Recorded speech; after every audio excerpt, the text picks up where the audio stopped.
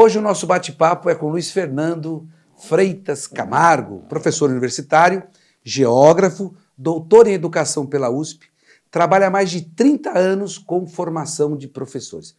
Ele atualmente é diretor-geral do campus avançado de São Miguel Paulista, do Instituto Federal de São Paulo. Um salve para as câmeras, professor Luiz. Então, Hélio, tudo bem? Na verdade, eu agradeço muito a possibilidade de participar aí com você desse bate-papo, que eu acho fundamental, não só do ponto de vista do Instituto Federal, mas também das atividades que você desenvolve aí no seu cotidiano, seja no Sindicato dos Químicos, seja na Câmara dos Vereadores. Você pode fazer aquele resgate, você voltando o que era o Instituto Federal? Na verdade é assim, o Instituto Federal ele foi criado em 1909 pelo o então presidente Nilo Peçanha. Na verdade, a ideia era uma escola de aprendizes e artífices, né? Perdurou tipo os liceus de arte de ofício que tem, seria uma coisa parecida? Não, assim? acho que, na verdade, a escola de aprendizes e artífices tinha a ver com a construção de móveis, a produção de móveis, produção de coisas muito mais no âmbito do artesanato do que efetivamente da produção industrial, né? Mas aí a escola avançou na perspectiva mesmo de uma formação técnica. Uhum. Nessa formação técnica acabou criando a Escola Técnica Federal. Primeiro, não tenho certeza, mas acho que a primeira foi em São Paulo mesmo. Foi no Bom Retiro, a Escola Técnica Federal, né? Uhum. E na década de 70 é que ela acabou se mudando ali para o Canindé, né? Era uma área de brejo, onde o governo federal resolveu construir ali o que hoje é a sede do Campus São Paulo e da reitoria, né? Uhum. E, na verdade, foi criando um pouco a dimensão mesmo de formação técnica, né? E isso perdurou por muito tempo. Mas a primeira foi em São Paulo, então? Eu acho que foi, cara. Foi a primeira em São Paulo. Foi, acho que em 1910, se eu não me 1910. engano, a primeira Você escola tinha muita técnica. indústria ali, né? Braz, Bom Retiro, né? Aquele percurso da linha ferroviária, né? Era Belém, Braz, Belém, Moca, né? Isso. Que era o percurso mesmo. Lá para os anos 30, vai para Ermelino, Matarazzo. Isso, aí chega lá. E aí né? nos anos 40 chega em São Miguel. Chega em São Miguel. A nitroquímica. Na verdade, a nitroquímica é década de 30, não é 40. Ela é 36, mas ela parece que ela toma... Então, avulto e na década de 40. Porque a nitroquímica ela é montada a partir de uma empresa que é desmontada nos Estados Unidos e vem para cá. Então houve a linha do trem, perfeito, onde você transportou o maquinário já usado para fazer o tal do fio rayon, né? Que foi a primeira produção da nitroquímica. E junto com a linha do trem vem as vilas operárias. E isso é importante estar resgatando como história, né? O que vinha a ser a vila operária, né? Onde a vida do trabalhador era regida pelo apito da fábrica, né? Exatamente. Isso é muito legal. E ali aqui na Estação da Luz, do lado ainda, existe uma vila operária dos trabalhadores que vieram para poder fazer a Estação da Luz. Mas aí tem outras tantas, né? A Vila Maria Zélia é uma vila operária também. Tem outras tantas vilas operárias. Isso. Que é um modelo inglês, né? Modelo inglês. Modelo inglês de produção industrial, que tem a ver com a própria Revolução Industrial, né? Uhum. E que foi sendo abandonada no século XX, né? Uhum. Por conta de que aí acho que a questão passa, inclusive, pela questão sindical, que é a questão mesmo do o trabalhador se manter com o próprio salário e, na verdade, não ter benefício de nenhuma outra natureza senão o próprio salário. Uhum. Né? Por isso, não ter casa, não ter um outro tipo de ajuda que não a... E aí, a do seu salário, né? Dos seus rendimentos. E aí, talvez isso tenha fortalecido, inclusive, a luta sindical. Uhum. Né?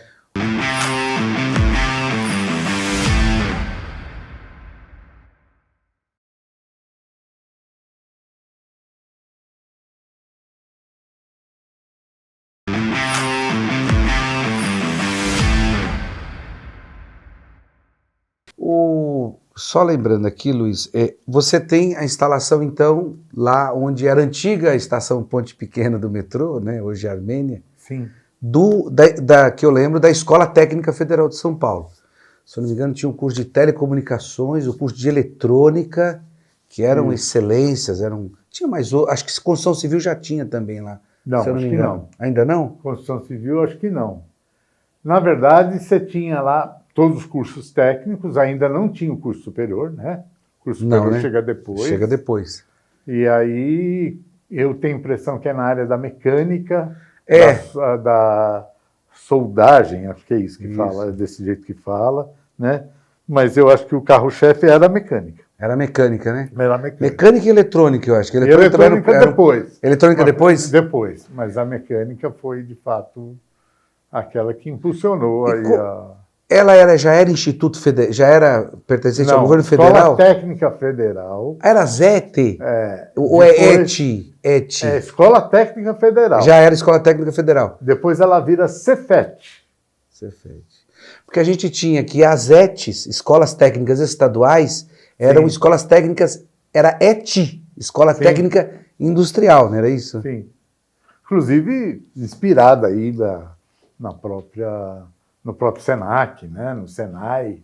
Senai, né? Agora, a Escola Técnica Federal não foi inspirada no Qual foi a inspiração da Escola Técnica Federal? Eu acho que é o momento anterior da Escola de Aprendizes e Artífices, que caminhou na direção de uma escola técnica. Mas não teve a influência do Senai, não. Né? Pelo menos é isso que eu tenho como referência, vamos dizer assim. Né? Só para a gente, antes de começar, assim, essa coisa da Escola Técnica Federal é inspirada nos artesãos, artífices? Escola de Artífices e Artesãos. O que é artífices?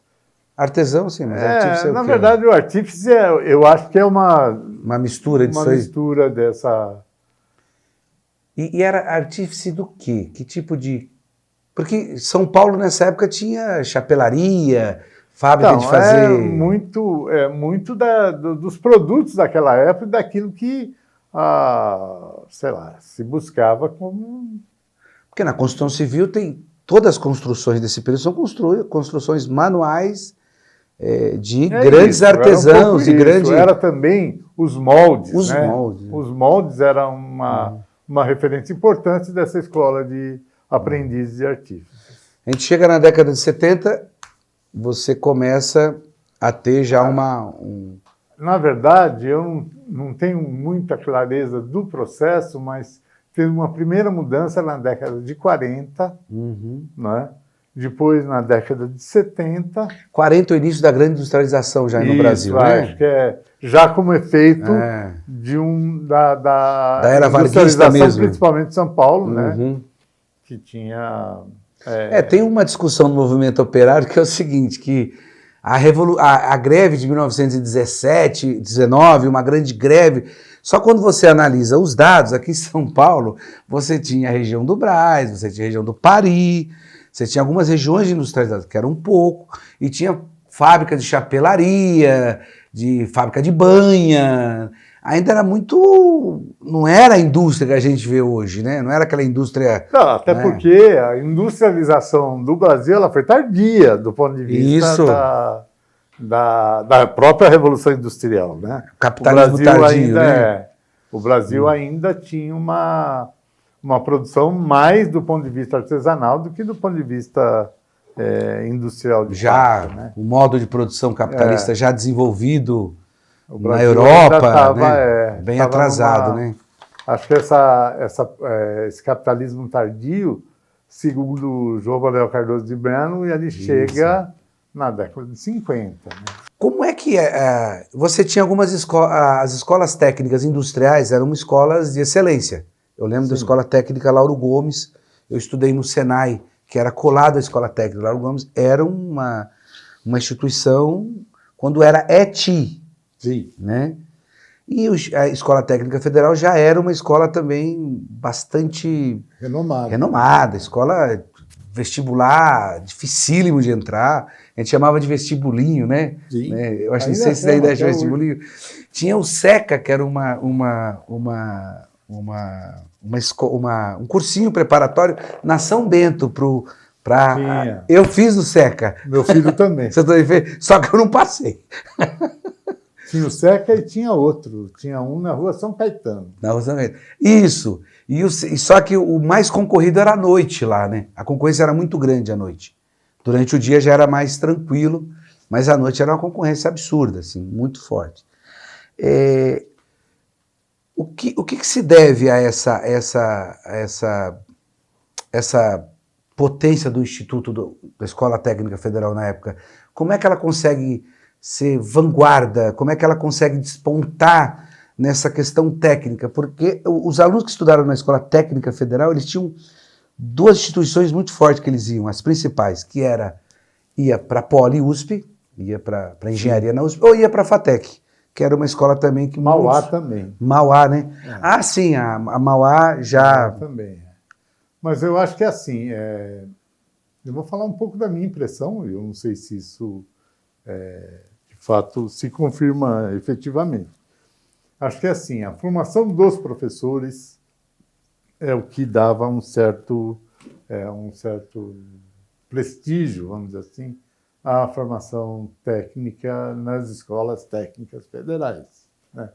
Na verdade, sempre, né, o que se considerou era a importância do prestígio, da formação do docente, né, na consolidação aí do corpo docente, essa coisa toda. Uhum. Então, no fundo, eu acabo achando que era mesmo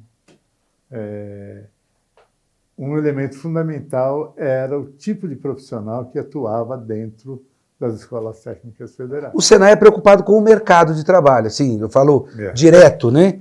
Então, quando eu me formei quando eu fui para o Senai, aprendiz de eletricista de manutenção, eu já fui empregado por uma empresa. Sim. Então, já era uma coisa que a empresa falava assim, eu preciso de eletricista daqui 2, 3 anos, então vou formar no Senai e vou colocar aqui. A Escola Técnica Federal era assim ou ia além disso? E como ela ia além disso, Luiz? Na verdade, é assim. Eu vou falar um pouco da sensação que eu acabei aprendendo quando entrei na escola técnica.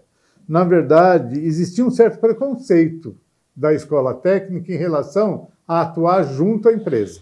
Uhum. Na verdade, o que se buscava naquele momento era uma certa autonomia para poder formar o estudante trabalhador na dimensão que interessava a escola técnica e não para atender o mercado. Atendia, mas não só isso. A ideia você se forma, você vai atender o mercado da melhor maneira possível, mas na escola você não tem esse vínculo com o mercado, você tem um vínculo com a formação. Uhum. Então, mas a proposta de curso que vocês colocavam dialogava com o mercado. Não era? Claro, não, dialogava totalmente com o mercado. Mas o mercado não era a razão primeira da formação, né? Uhum. E isso perdurou durante um bom tempo. Agora que começa a mudar um pouco, né, essa ideia. Mas lá na década de 90, na verdade, era um pouco assim, olha, nós aqui temos autonomia e não queremos que o mercado interfira e defina a maneira de como a gente deve fazer a formação. Que entre na grade curricular, que fale quais são as matérias e tal. Não. Porque a então Escola Técnica Federal, o aluno que entrava ali tinha perspectiva de ir para as melhores universidades do Brasil. Tinha essa perspectiva, né? E aí tem toda uma discussão, é interessante essa discussão, né? Por conta de que a escola técnica ela tem uma finalidade formativa conclusiva. O sujeito se forma trabalhador, né? Mas, na verdade, na prática, o estudante vê a escola técnica como a possibilidade de uma formação mais adequada para ele poder inserir na universidade e poder caminhar. Então, é muito estranha essa história de formação integral do trabalhador. Integral aqui, por conta de que, na verdade, ninguém vai encerrar a sua formação ali, vai para a universidade. E entende que a formação dada pela Escola Técnica Federal, ou pelo Instituto Federal, é importante para o sujeito acabar ingressando na universidade. Mas, assim, é óbvio que você forma futuramente, um engenheiro ou um tecnólogo, quando ele passa por uma formação técnica, ele leva uma experiência gigantesca para frente, né? Não é um engenheiro qualquer. O que a gente tem constatado é que a formação técnica, por exemplo, lá em São Miguel, a gente tem 2 cursos, um de informática para a internet e outro de produção de áudio e vídeo, né? A ideia é que o estudante conclua a sua formação ali, né? Mas na verdade, a gente sabe que ele não vai concluir, que ele vai adiante na universidade. E o que a gente tem percebido é que esse estudante ele tem um plus a mais. Ele tem esse plus em função de que a formação técnica dá uma visão mais abrangente para esse estudante, na perspectiva de ele compreender aquilo que a gente busca na formação, que é uma visão de totalidade. Então, quando esse estudante ele faz o curso técnico, ele tem a possibilidade também de, além da formação geral, ter uma visão mais abrangente, mais integrada do mundo. E isso facilita com que ele acabe entrando no... Ele sai como um profissional tecnicamente capacitado, com a sua perspectiva de ampliação. Está considerando isso, que ele sai tecnicamente bem formado. Mas a gente considera que ele sai com uma visão mais integrada do mundo. Pela experiência que eu tenho, o aluno oriundo da Escola Técnica Federal Antiga e aluno do Instituto Federal hoje, ele sai com uma qualificação, até porque o corpo docente tem condições disso, tem espaço para isso, para que ele saia um profissional que vai ingressar nesse mercado de trabalho, e eu tenho experiência própria aqui, eu sei. com essa condição avantajada, assim, essa condição bem melhor. E com a perspectiva de desvendar um mundo ainda que ele possa estar indo mais adiante do que o outro. Isso é muito interessante. Na verdade, acho que é isso, né? No fundo, e aí eu defendo essa ideia de que a gente está num processo de desmanche das profissões, né? Porque, na verdade, aquilo que formava o profissional dentro de uma perspectiva focada, isso já não está mais rolando.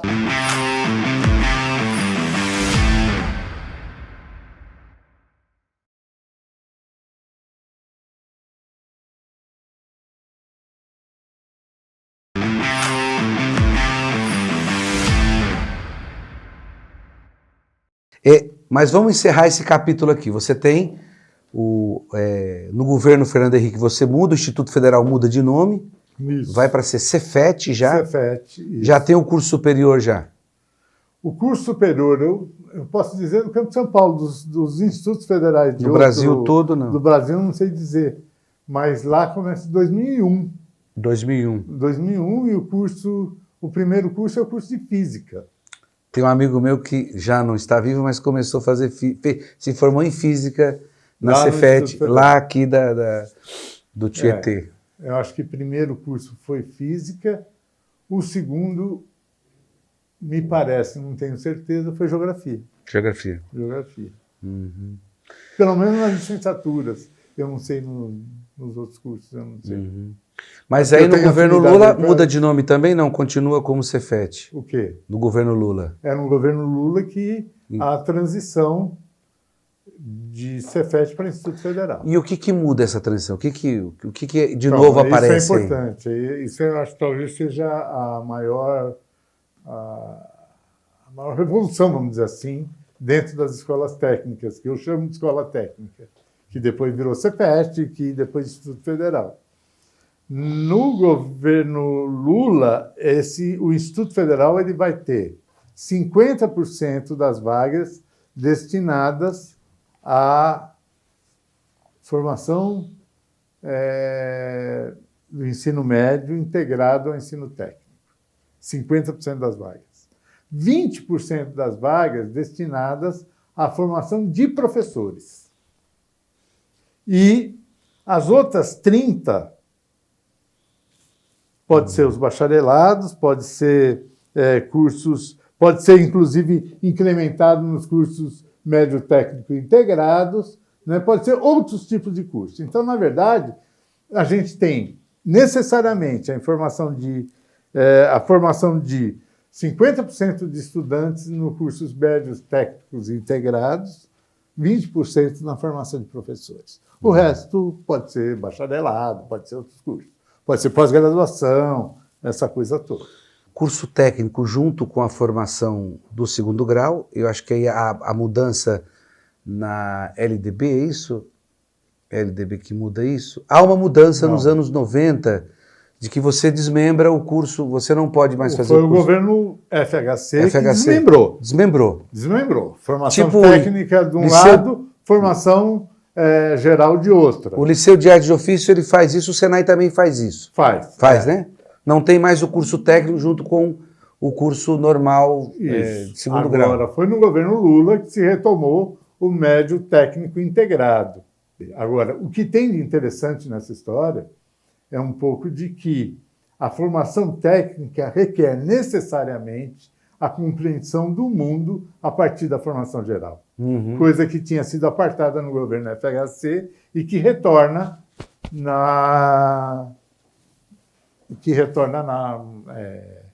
no governo Lula, né? Com essa ideia de que necessariamente você tem que ter uma formação integral. A formação do trabalhador tem que ser uma formação integral. E essa formação integral envolve necessariamente formação geral associada à formação técnica, o que consolida a formação do cidadão, né? E do cidadão para o mundo do trabalho, né?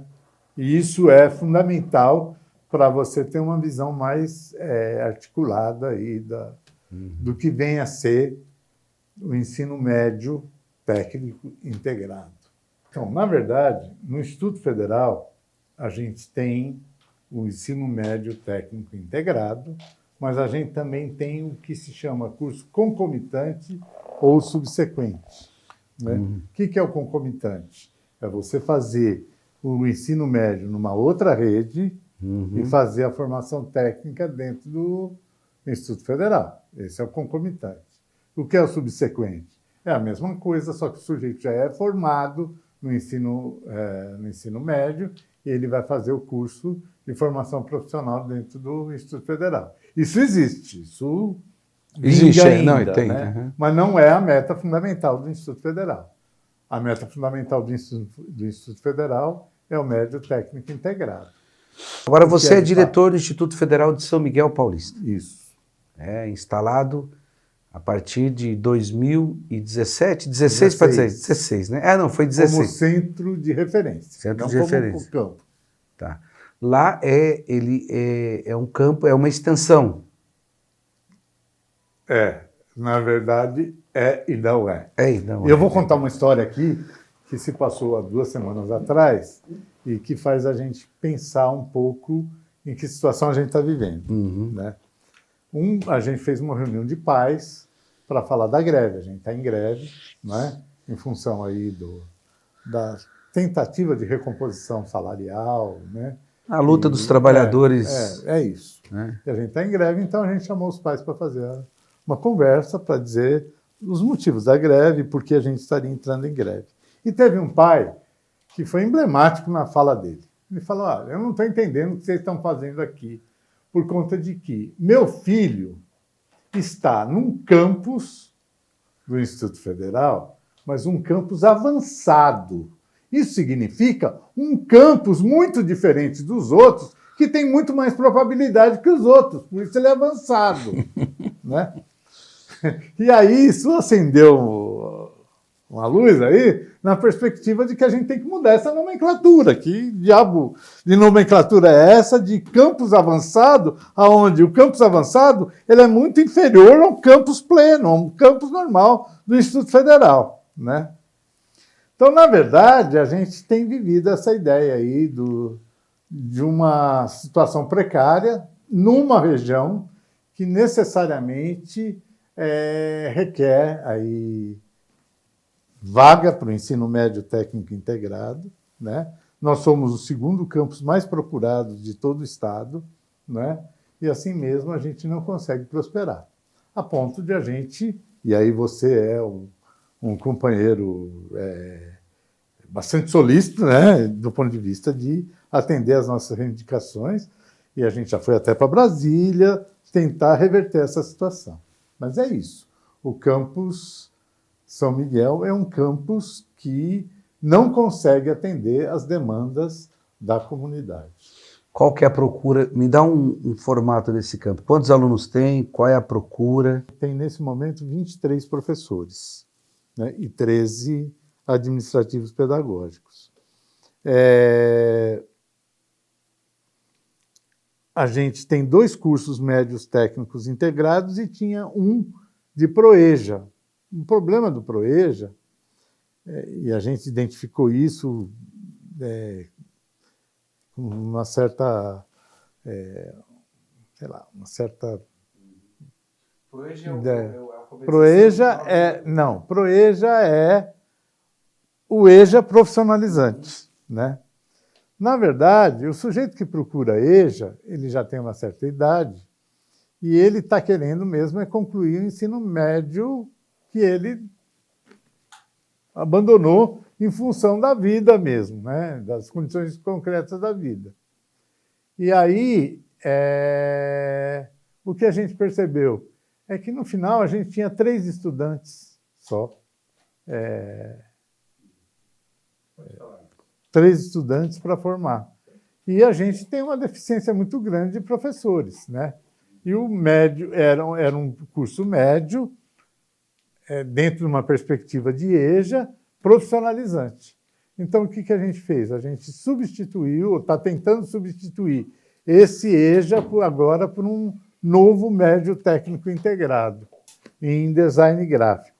Então, nesse momento, a gente tem por volta de 400 estudantes, né, nos 2 cursos, está tentando implementar um novo curso integrado também de design gráfico, né? E a gente teve no último vestibular 18,5 candidatos por vaga. 18,5? No curso de informática para a internet e 11,5 candidatos por vaga para o curso de produção de áudio e vídeo. Bom, a gente vai encerrando esse programa de hoje. Voltamos com a segunda parte semana que vem, tratando aí dos institutos federais com o nosso diretor do Instituto Federal São Miguel Paulista, Luiz Fernando.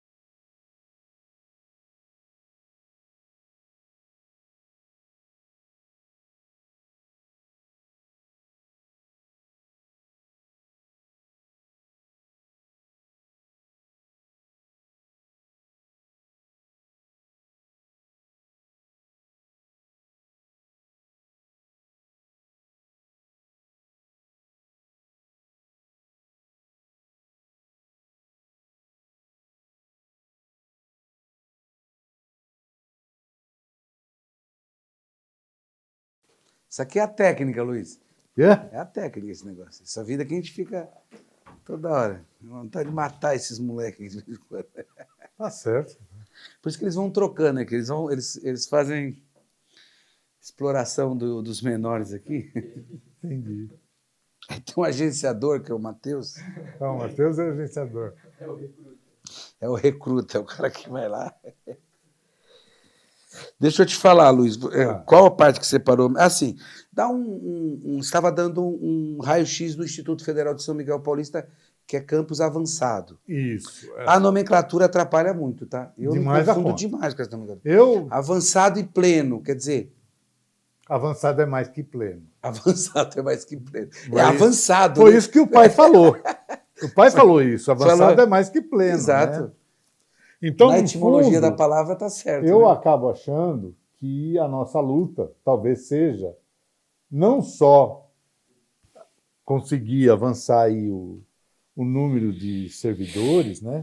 Mas mais do que isso. Porque quando a gente fala em 700 e tantos campos hoje do Instituto Federal, está envolvido aí 75 avançados. Né? O Lula diz que quer chegar a 1.000. E pode transformar avançado em... Não, o campus avançado já está considerado como campus. É, exatamente. Então, mas na não verdade, tá se a gente conseguisse mudar a nomenclatura, a gente teria mais argumento para a negociação. Na verdade, é isso. Mas assim, ó, você está com quantos alunos lá no campus hoje? Atualmente, 396, vou chamar de 400. Tá bom, 400. Fora curso FIC. FIC, Formação, formação continuada. Continuada. Aí a gente tem muitos alunos. O que é? O FIC dá que tipo de curso? Olha, entre outros, dá inglês básico, dá sommelier, a gente dá um monte de curso lá. Né? E tem um número significativo de matrículas, né? Mas essas matrículas não são computadas e você sabe disso, não são computadas na CETEC como matrícula que justifique a transformação de um curso, de um campus avançado para um campus menos avançado. É isso. Essa é a que também não é pleno. É só menos avançado. Mas lá, você forma lá quantos alunos por ano lá? Na verdade, em torno de 80. De 80 que terminam e vão ingressar Desses 80, a gente pega a estatística do ano passado. Desses 80, a gente pediu informação sobre quem havia entrado em universidade pública. A gente teve 56 respostas. Dos 80, a gente... 70 e poucos. A gente teve esse tanto de resposta com 96 estudantes que entraram em universidades públicas. Quer dizer, por que 96 se foi só 50 e tantos?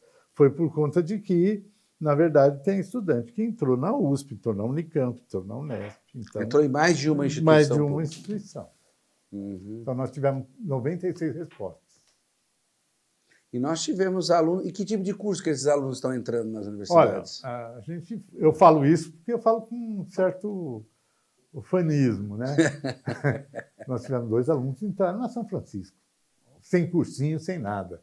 São Francisco, que é uma das escola de mais direito do Brasil? Do Brasil, Da onde saiu vários presidentes. Isso Ministro da Fazenda do Largo São Francisco? Isso. Ministro da Fazenda é da Sociologia da USP.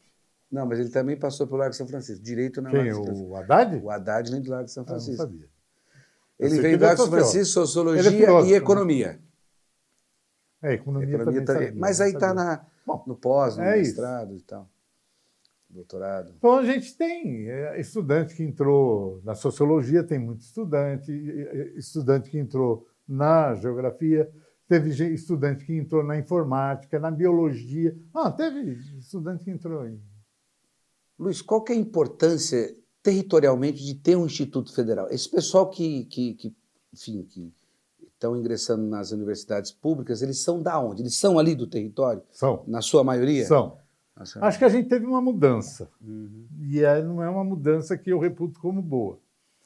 É assim, quando a gente começou, em 2018, que foi, por exemplo, a turma do Lucas, a gente fazia análise de currículo. Não fazia vestibulinho, mas houve uma proibição do MEC. Quer dizer, na verdade, não foi uma proibição do MEC. Houve instâncias que entraram Ministério na Justiça, Público, etc. Então. E acabaram barrando isso, e agora a gente tem que fazer vestibulinho. Mudou um pouco o perfil do estudante a partir do vestibulinho. Hoje a gente tem estudante com um perfil mais classe média do que tinha no começo. Isso é ruim por conta de que a nossa missão, o nosso objetivo é atender estudante de uma formação de escola pública, né? Se bem que ainda a gente tem 50% das vagas são destinadas a estudantes da escola pública. Tem estudante da escola pública que também entra nas outras 50 de procura geral, né? Mas mudou um pouquinho. Antes a gente tinha um compromisso maior, inclusive, com a população mais pobre da região. Agora, é uma região pobre, óbvio, né? Os nossos estudantes, eles não moram exatamente em São Miguel, eles moram no Jardim Helena, Curuçá, eles moram no Curuçá, moram no Itaim. Então, na verdade, a gente tem estudante da redondeza, mas não especificamente São Miguel. São Miguel é muito pouco. São Miguel ali o centrinho, né? Porque São Miguel é uma região mais antiga, São Miguel tem muitos aposentados, e São Miguel é a região mais nobre daquela região toda, né? Quando eu fiz os projetos de curso, foi necessário eu conhecer um pouco da região, né? Eu fui atrás de dados sobre a região. E, na verdade, é assim, São Miguel é um centro que comporta uma periferia bastante significativa, né? Exatamente. É isso. Né? Na verdade, ele é um centro muito antigo, do século XVI. Por causa da nitroquímica? Está posto. Né? Depois com a nitroquímica também.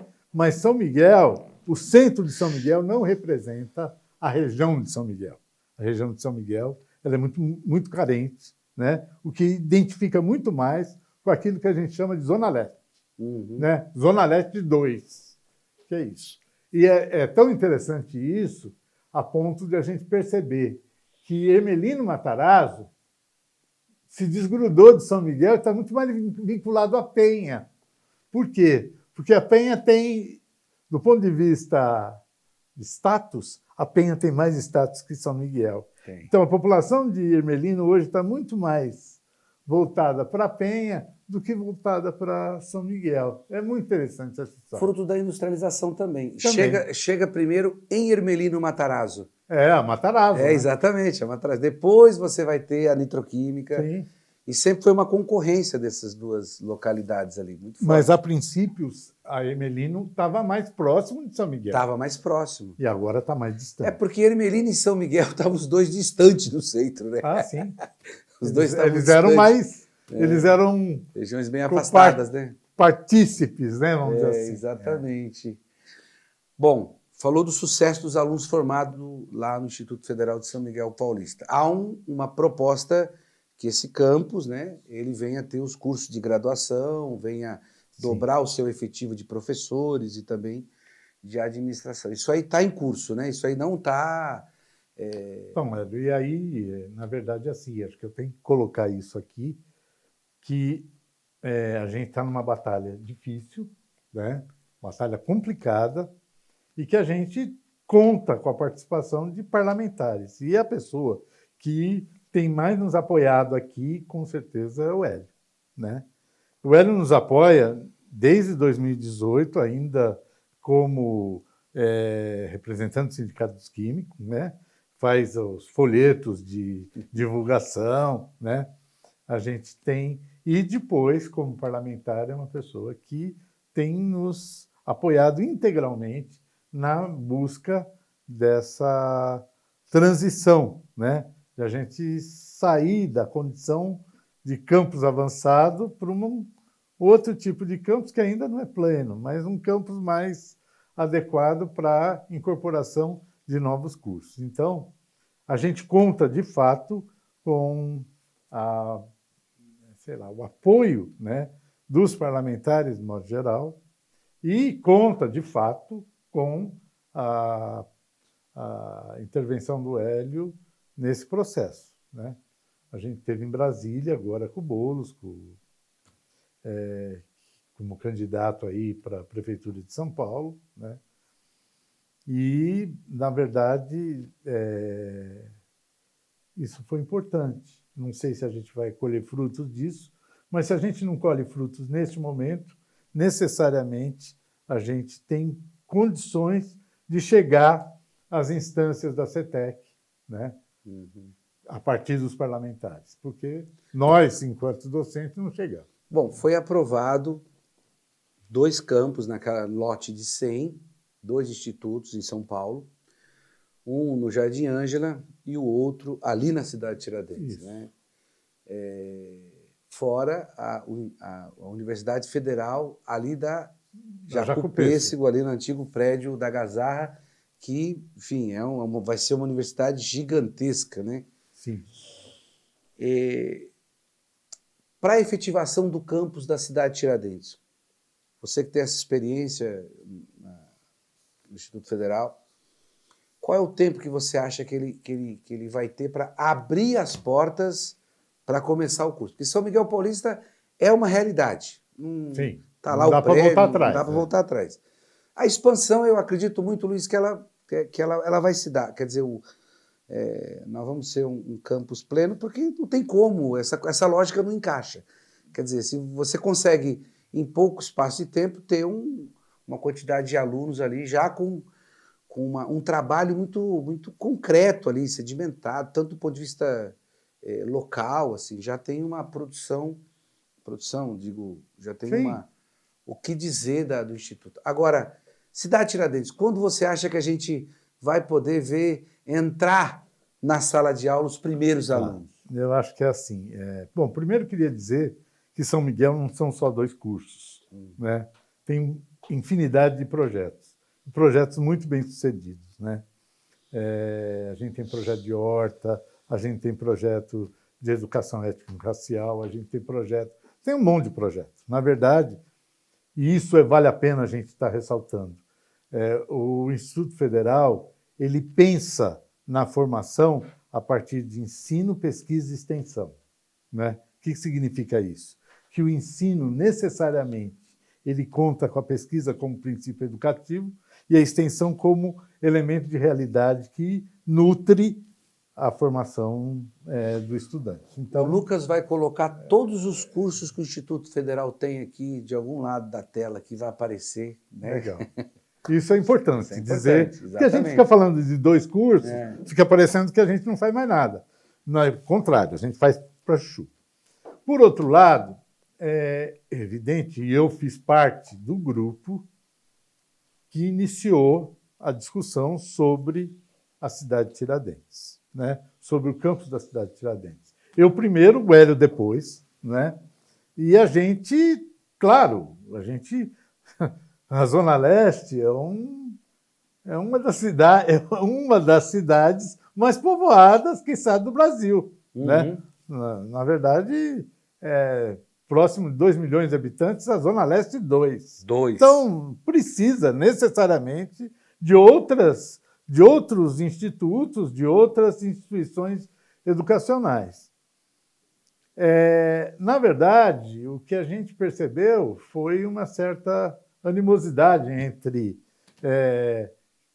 nós somos Zona Leste, cidade de Tiradentes, talvez Zona Leste, São Miguel não seja tão necessário como cidade de Tiradentes. Bom, teve essa discussão, imbecil no ponto de vista, mas rolou. Agora, para a cidade de Tiradentes funcionar, necessariamente você tem que ter outras parcerias além do governo federal, né? Você tem que ter a prefeitura fornecendo terreno, né? Você tem que ter código de vaga que não tem para poder destinar professores e servidores. Então, no fundo, Hélio, eu acredito que a gente ainda tem uns 2 anos sem curso na cidade de Tiradentes, né? Vai rolar a cidade de Tiradentes? Acho que vai rolar, mas ainda está precisando de algumas providências que não estão ainda à disposição. Eu acho, por exemplo, não adianta, eu sei que os propositores ali estão entendendo que a gente pode abrir um Instituto Federal ainda no Centro Cultural, né, enquanto não se constrói o prédio, né? Mas parece que isso está difícil, principalmente também porque não tem servidor para poder atuar, né? Então, fica complicado isso. Veja, se a gente, mesmo que a gente prospere, São Miguel, que a gente prospere para 40-26, isso não significa que nós vamos ter 40 docentes, 26 servidores administrativos e pedagógicos.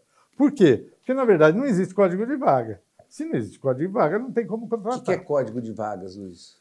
É assim, vou dar o exemplo de São Miguel. São 20 professores. Então, você tem que ter 20 códigos de vaga para professores. Quem fornece isso é o Ministério do Planejamento, não é o Ministério da Educação. O Ministério do Planejamento que está lá na Fazenda. Que está lá com a Esther. Com a Esther. É isso. Então, no fundo, não adianta também você prosperar para um campus avançado que tenha mais docentes e administrativos se você não tiver a liberação de código de vaga para a contratação de servidores. Né? Então, por exemplo, abrir o campus Cidade de Tiradentes não assegura necessariamente que ele vai funcionar, né? Em função de que não existe código de vaga para poder suprir a necessidade desse novo campus. E esse código de vagas que está lá no planejamento, ele é fruto, quer dizer, para você ocupar lá, você tem que ter feito o concurso público dos professores. Então, isso tem? O planejamento libera, aí você faz o concurso. Ah, tem que fazer o concurso primeiro. Depois de liberado, você faz o concurso. Ah, tá. É isso. Uhum. Então, não tem como. Perfeito. É isso. Bom, nós falamos sobre isso. Você falou sobre essa questão do apoio parlamentar, que você participou da Frente Parlamentar em Defesa dos Institutos Federais e também da Universidade, a Unifesp ali da Jacopêssego. A gente tendo isso aí daqui a alguns anos, Luiz, isso em pleno funcionamento, vamos colocar aí um universo de 5 anos, se a gente não tiver retrocesso, né? Porque tem esse problema de nós passamos 4 anos aí sem ter nenhum Instituto Federal novo, sem ampliar. Isso é importante falar também, né? Que, na verdade, a gente retrocedeu durante 4 anos no governo Bolsonaro. Acho que é importante a gente colocar isso. Na verdade, a gente retrocedeu 6, porque tem 2 do governo Temer, né? E depois mais 4 nefastos do governo Bolsonaro, né? Eu acho que é importante a gente reforçar isso, porque senão a gente dá uma visão, um panorama linear da história, sem colocar esse ato fundamental para se compreender o processo educacional da rede federal nesse país, né? Então, na verdade, é assim, nós tivemos 6 anos de retrocesso, sendo que 4 foram assustadoramente nefastos. O que é retrocesso para o nosso telespectador entender? Você está falando lá. O Instituto Federal, na época do FHC, o Cefet, teve expansão ou não? Teve abertura de mais novos? Teve dificuldades, vamos dizer assim. No governo Lula, há um boom nisso, como o Lula adora falar por aí? Teve, na verdade, assim. Se a gente prosperou no governo Lula, né? Quer dizer, o Instituto Federal, ele de 3 unidades, no caso de São Paulo, ele caminhou para mais de 27 no governo Lula, né? Na primeira gestão do governo Lula. Depois, no governo Dilma também. Então, a gente chega a 30 e tantos já no final do governo Dilma. Depois, aí estanca. Você tem o golpe do Temer e o Bolsonaro. O que aconteceu? Aí estanca não mesmo. Não tem nenhum mais? Aqui em São Paulo, eles não abrem mais nenhum? Não, nenhum. Na verdade, o que a gente conseguiu a gente era centro de referência, a gente conseguiu, em São Miguel, Virar. transformar aqui em Campos, mas já era centro de referência por uma determinação, inclusive, do próprio governo Lula. Eu me lembro Mas da é sua isso. procura nesse período aí mais difícil da história dos institutos federais por emendas parlamentares para poder existir o campus. Como é que foi isso? Então, na verdade, é assim. Bom, falando do governo Bolsonaro, a gente teve que você perguntou o que é retrocesso. Retrocesso é você... Para o Bolsonaro, os institutos federais eram uma iniciativa do governo Lula e, portanto, precisava ser extirpado.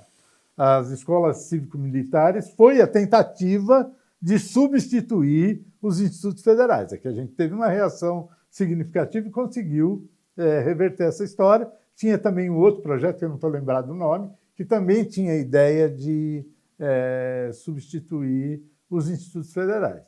Os institutos federais foram rechaçados do governo Bolsonaro, né? Foram, sei lá, né? E aí, as verbas, para vocês terem uma ideia, a gente hoje está com verba com o mesmo valor de 2017. Então, no governo Bolsonaro, as verbas elas eram pífias. Nem sei se é elegante da minha parte, mas é assim. Nós temos 500 mil para tocar o campus durante um ano. Se não fossem as emendas parlamentares, a gente não sobreviveria. E mais, se não fosse também um acordo com a prefeitura, feito lá pelo Haddad, de que ele paga água, luz, vigilância e limpeza. Se a gente tivesse que pagar água, luz, vigilância e limpeza, só isso daria os tais 500 mil que a gente tem. Não teria outra ação senão essa, né? E a gente tem alguns compromissos com o estudante. Um dos compromissos é pagar bolsa, né, para atividades de projetos e alimentação. Então, a gente dá alimentação. Dá para todos? Não dá para dar para todos. Mas como o curso é integral, no dia que o estudante dobra de período, a gente dá alimentação para ele, né? E é uma alimentação de boa qualidade. Também não adianta dar uma alimentação vagabunda. Então, no fundo, é assim, a gente só sobrevive em função de emendas parlamentares. Esse ano mesmo, a gente teve 700 mil de emenda parlamentar e 500 mil de orçamento. Que tal? Você falou uma coisa importante aí sobre dar o suporte para o aluno continuar no curso. Quando eu fiz o curso de aprendizagem no Senai, eu era funcionário de uma empresa, recebia meio salário mínimo e tinha as condições para se manter na escola, né? Que era muito importante. E a evasão nossa era baixa lá, né? Nós também. A de vocês, como é que é? A nossa evasão é mínima, né? Na verdade, o estudante que vai embora, ele vai embora geralmente em função de que ele arrumou um emprego, ele precisa cuidar a família precisa dele e ele não tem condições de ter esse curso integrado. Então, ele vai embora. Mas é muito baixa. Pra vocês terem uma ideia, a turma que se formou ano passado teve 6 Evasores. 6 evasões. E por questões... Das mais variadas, mas geralmente... Não por causa... É isso, é muito baixa, a evasão é muito baixa. Bacana. Quando o tal do Proeja era assustadoramente alta, né? Luiz, chegamos ao fim do programa. Tá bom.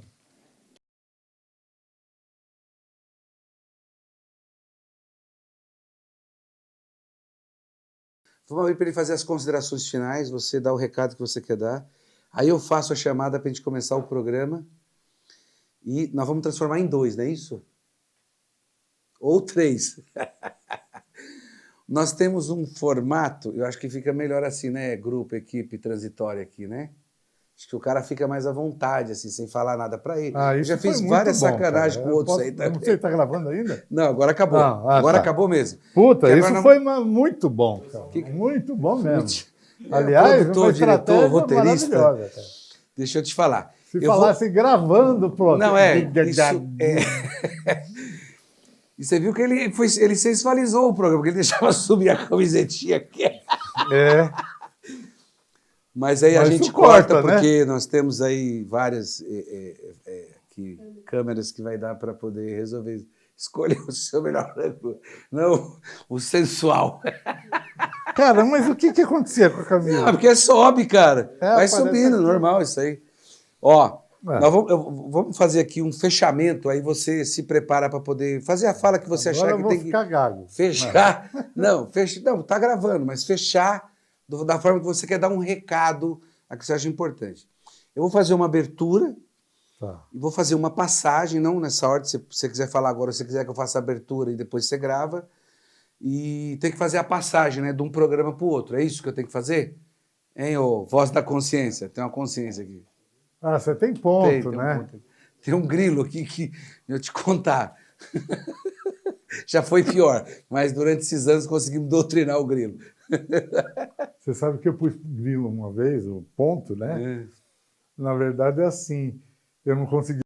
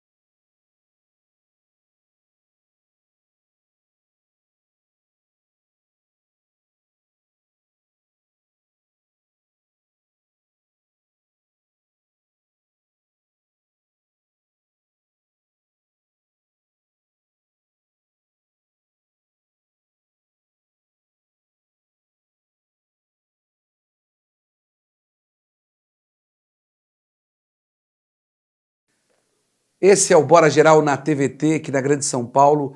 Você sintoniza no canal 44.1, sinal digital HD aberto.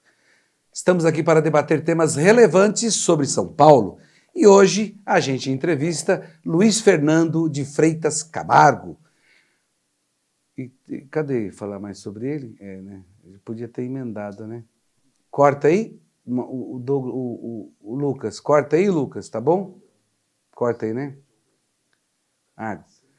Vamos lá. Hoje o nosso bate-papo é com Luiz Fernando. Não, já tinha falado o nome dele, pô. Tá bom. Hoje o nosso bate-papo é com Luiz Fernando de Freitas Camargo, professor universitário, geógrafo, doutor em educação pela USP, trabalha há mais de 30 anos com formação de professores. Atualmente é diretor-geral do campus avançado de São Miguel Paulista, do IFES, como é que fala essa porra? Do Instituto Federal, é melhor falar extenso, volta lá. Hoje o nosso bate-papo é com Luiz Fernando Freitas Camargo, professor universitário, geógrafo, doutor em educação pela USP, trabalha há mais de 30 anos com formação de professores. Ele atualmente é diretor-geral do campus avançado de São Miguel Paulista, do Instituto Federal de São Paulo. Um salve para as câmeras, professor Luiz. Aí ele vai dar o salve. Beleza, fechou.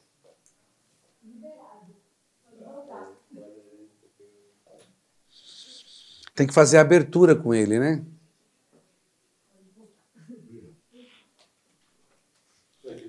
Uhum. Ele vai, faz o que agora? Ele dá um salve? Não dá um salve. Ele dá um salve. É. Então, deixa eu fazer essa abertura de novo, passar para ele dar a abertura, não, essa segunda parte, da apresentação.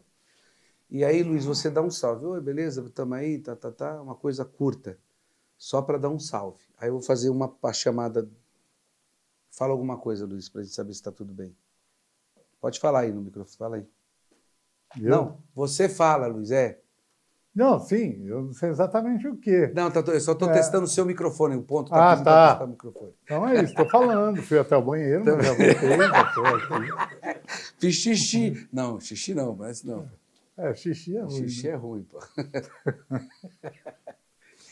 Vamos lá. E aí você faz enfim, é o começo do programa, e a gente corta, eu faço a chamada e você faz aí uma colocação final que você acha que tem que fazer. Bom, hoje o nosso bate-papo é com Luiz Fernando de Freitas Camargo, professor universitário, geógrafo de formação, doutor em educação pela USP e trabalha há mais de 30 anos com formação de professores. Atualmente ele é diretor-geral do Campus Avançado de São Miguel Paulista, do Instituto Federal de São Miguel.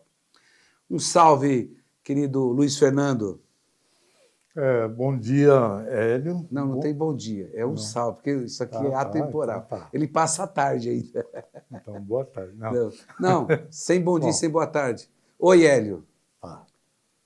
Então, Hélio, tudo bem? Na verdade, eu agradeço muito a possibilidade de participar aí com você desse bate-papo, que eu acho fundamental, não só do ponto de vista do Instituto Federal, mas também das atividades que você desenvolve aí no seu cotidiano, seja no Sindicato dos Químicos, seja na Câmara dos Vereadores. Maravilha. Bom, a gente vai encerrando esse programa de hoje. Voltamos com a segunda parte semana que vem, tratando aí dos institutos federais com o nosso diretor do Instituto Federal de São Miguel Paulista, Luiz Fernando. Foi, né? Passa as considerações finais. Queria agradecer. Espera aí. Não, mas aí... tá, e aí passa para ele fazer as considerações. Espera aí, vamos lá. Hoje o nosso bate-papo foi com o Luiz Fernando, diretor do Instituto Federal de São Miguel Paulista. Importante as informações que ele trouxe para nós, da importância desse instituto e da expansão que está ocorrendo agora pelo presidente Lula. Um abraço, até o próximo Bora Geral. Tá bom, né? Luiz Fernando, considerações finais, aquilo que você acha importante deixar aqui para o nosso telespectador da TVT. Bom, queria agradecer ao vereador Hélio, por essa possibilidade de estar falando sobre os institutos federais de um modo geral e, particularmente, sobre o campus avançado de São Miguel Paulista. Na verdade, a gente está aí numa batalha, na perspectiva de conseguir aumentar as possibilidades de cursos dentro do campus São Miguel, e a gente conta necessariamente com o apoio dos parlamentares. O Hélio tem sido um parlamentar fundamental nessa luta, nessa batalha, e dizer que a gente está sempre à disposição do vereador Hélio na perspectiva de entender os processos que levam à educação nesse país e que envolve necessariamente os institutos federais. É isso. Obrigado mais uma vez, Hélio. Obrigado. É isso? Joia, né? Foi fantástico, foi bom pra caramba. Ficou muito bom, né? Ficou muito Fala bom que mesmo. Fala gago. Você não gaguejou nada. Olha. E você tem um pouco isso, né? O quê? Essa gagueira sua, você tem um pouco.